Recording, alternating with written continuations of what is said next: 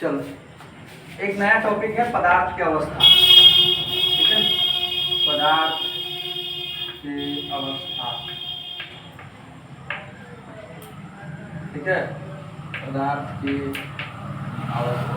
ठीक है, पदार्थ के अवस्था। ठीक है, पदार्थ जो होते हैं ना, पदार्थ के अवस्था, अवस्था को हम यहाँ रूप भी कह सकते हैं। क्या कह सकते हैं? रूप भी कह सकते हैं। पदार्थ के रूप। पदार्थ के जो है 3 रूप है। कितने रूप है? पदार्थ के 3 अवस्था है। एक ठोस अवस्था है और एक द्रव्य अवस्था है और एक गैस अवस्था है। कितने अवस्था है? 3 अवस्था है। 2 अवस्था और भी है जिसको हम बाद में डिस्कशन करेंगे। एक प्लाज्मा है और एक बोस-आइंस्टीन कंडेंसर है जो नया खोज हुआ है। प्लाज्मा और बोस-आइंस्टीन नया खोज हुआ है। ठोस, द्रव और गैस। पदार्थ की कितने अवस्था है? 3 अवस्था है। ठोस है, द्रव है, गैस है। इस ब्रह्मांड में जो है पदार्थ 3 ही रूप में हो सकते हैं। कितने रूप में होंगे? 3 ही अवस्था में होंगे। या तो ठोस में होंगे, या तो द्रव में होंगे, या तो गैस में होंगे। इस ब्रह्मांड में जितने कुछ हम देख रहे हैं, ठीक है, वह सब जो है ना ये 3 ही रूप में हो सकते हैं, ठोस, द्रव और गैस। ठीक है, क्योंकि ठोस और द्रव और गैस ये तीनों रूप जो होते हैं एक ही रूप माना जाता है। पदार्थ के एक ही रूप माना जाता है। सिर्फ तापमान का अंतर की वजह से इसका रूप क्या होता है? बदल जाता है। जैसे कोई आदमी क्या रहता है, घर में जब रहता है तो उसका फेस का रूप कैसा रहता है? गोरा रहता है। लेकिन जब वो धूप में निकलने लगता है तो उसका रूप क्या होता है? काला हो बदल जाता है, काला हो जाता है। मतलब है कि इस ब्रह्मांड में टेम्परेचर बढ़ने से किसी भी वस्तु का, ठीक है, किसी भी वस्तु का किसी भी वस्तु पर या किसी भी पदार्थ पर टेम्परेचर बढ़ने से उसका रूप या उसका अवस्था बदलने लगता है। जैसे जैसे हम उस पर टेम्परेचर देते जाते हैं वैसे वैसे उसका अवस्था बदलते जाता है। अब ठोस है, द्रव है, गैस है, सबके लिए अलग अलग टेम्परेचर है। ठोस, जितने भी ठोस है सभी ठोस में हम उसको द्रव के रूप में लाने के लिए हमको कुछ, सभी ठोस, ब्रह्मांड में तो बहुत सारे ठोस है ना, सभी ठोस का अलग अलग टेम्परेचर होता है। क्या होता है?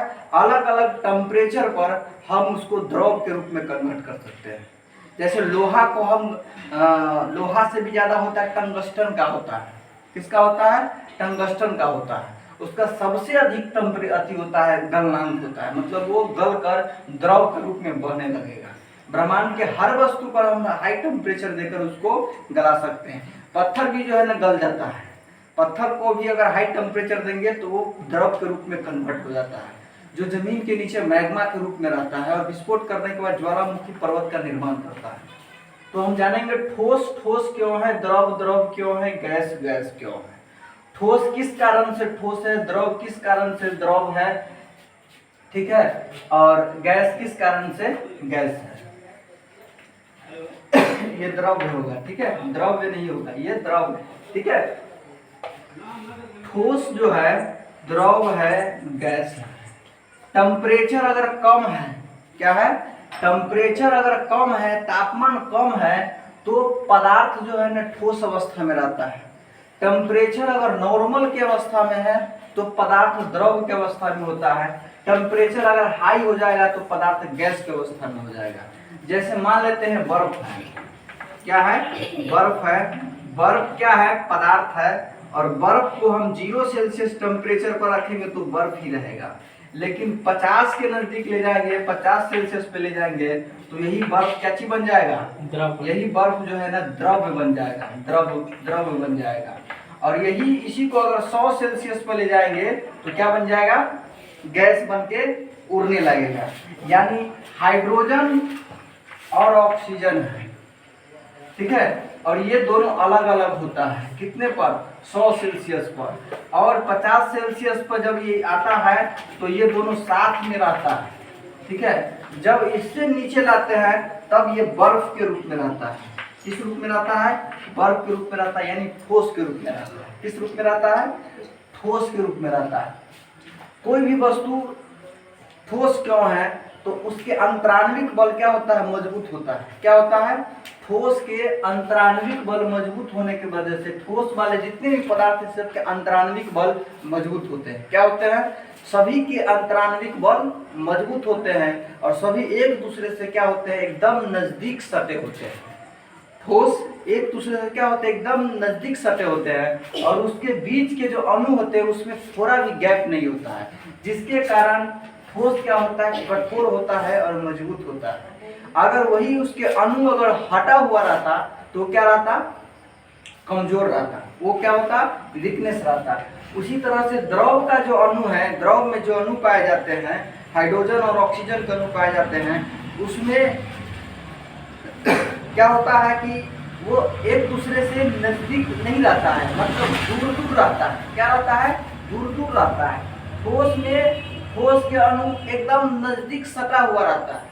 क्या रहता है, जैसे हाथ मेरा सटा हुआ है इसी तरह से सटा हुआ है। जब द्रव में जाते हैं तो उसका अणु दूर हो जाता है, थोड़ा दूर हो जाता है, लेकिन गैस में जाते हैं तो बहुत अधिक दूर हो जाता है। क्या हो जाता है, बहुत अधिक दूर हो जाता है। और जब अधिक दूर हो जाता है तो ये क्या होता है, मतलब स्वतंत्र रूप से गमन करता है।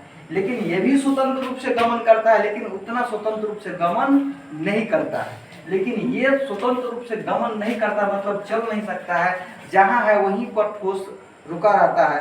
अगर इसको गमन करना है, अगर इसको चलना है, तो बाहर से हमको क्या क्या लगाना पड़ेगा, बल लगाना पड़ेगा। किसी भी ठोस को हम अगर उसको गमन करने के लिए, उसको गति करने के लिए अगर दिशा देंगे, चाहे उसको भगाएंगे, तो हम अपने बल के द्वारा भगाते हैं। लेकिन एयर अपने बल के द्वारा, उसके पास अपना खुद का बल होता है, वो इतने स्वतंत्र होते हैं कि थोड़ा हल्का प्राकृतिक बल ही लगता है तो वो दौड़ने लगता है। लेकिन पत्थर पर हवा कितना भी प्रेशर देता है तो उसमें बदलाव नहीं आता, लेकिन हवा थोड़ा हल्का बहता है तो क्या होता है, बहने लगता है।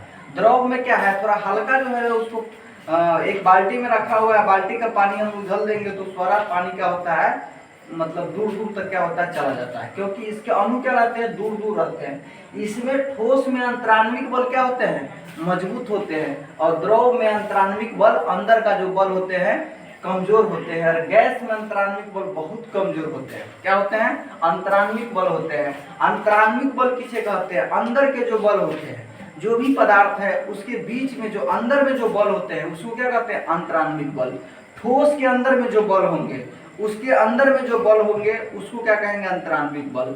और द्रव के बीच में जो अंदर में बल होंगे उसको क्या कहेंगे, द्रव का अंतराण्विक बल। और गैस के अंदर में जो बल होगा उसको हम क्या कहेंगे, द्रव का अंतराण्विक बल। सब में अंतराण्विक बल होते हैं और इसी बल के कारण ठोस वस्तु ठोस है, द्रव वस्तु द्रव है, गैस वस्तु गैस है।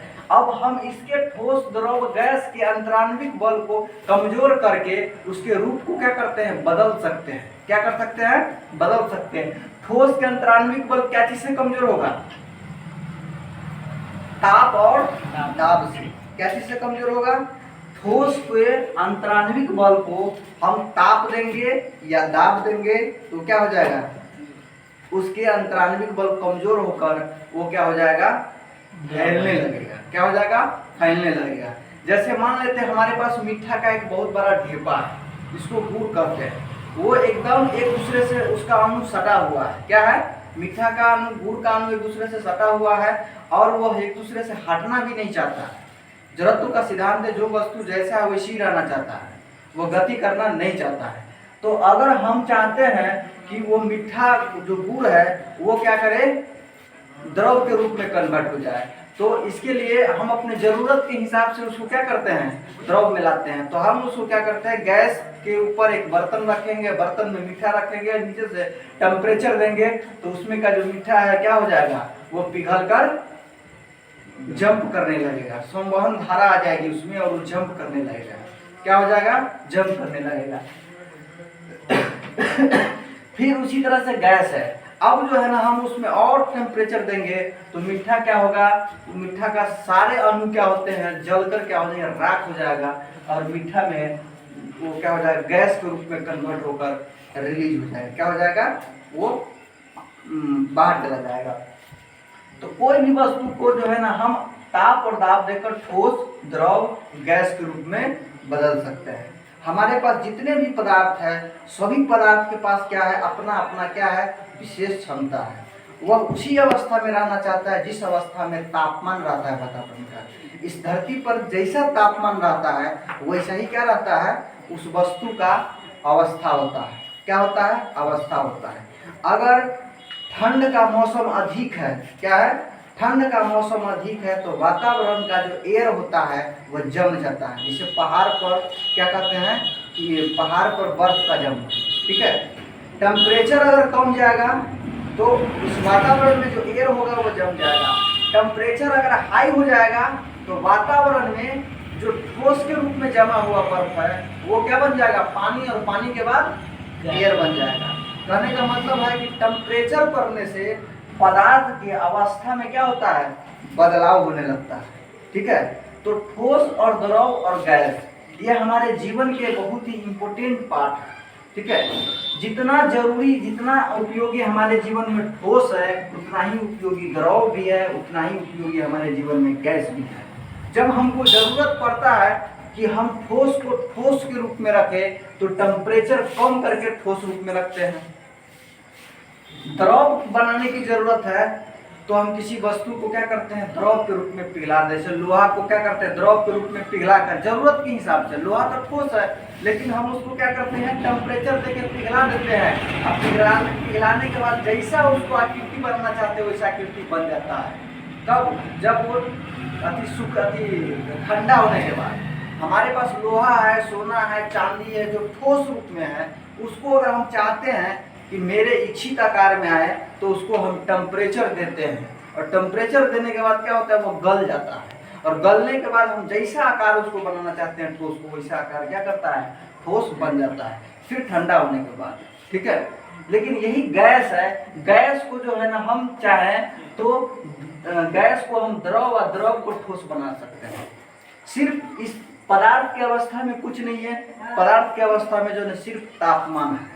तापमान देने से ठोस वस्तु का, ठोस पदार्थ का क्या हो जाएगा, अंतराण्विक बल कमजोर हो जाएगा। तापमान देने से द्रव वस्तु का अंतराण्विक बल कमजोर हो जाएगा। तापमान देने से गैस वस्तु का अंतराण्विक बल कमजोर हो जाएगा।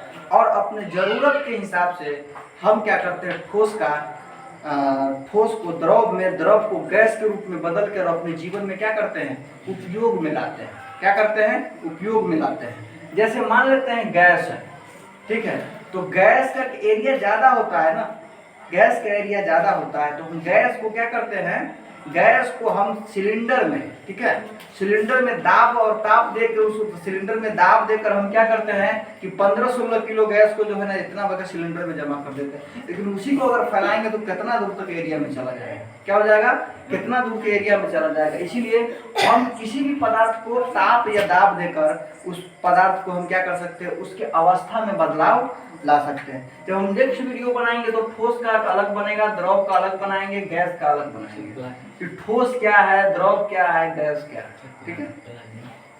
प्लाज्मा और बोस-आइंस्टीन कंडेंसन, ठीक है, उस पर हम बाद में बनाएंगे, ठीक है। फिलहाल इस वीडियो में इतना ही, काट दूं।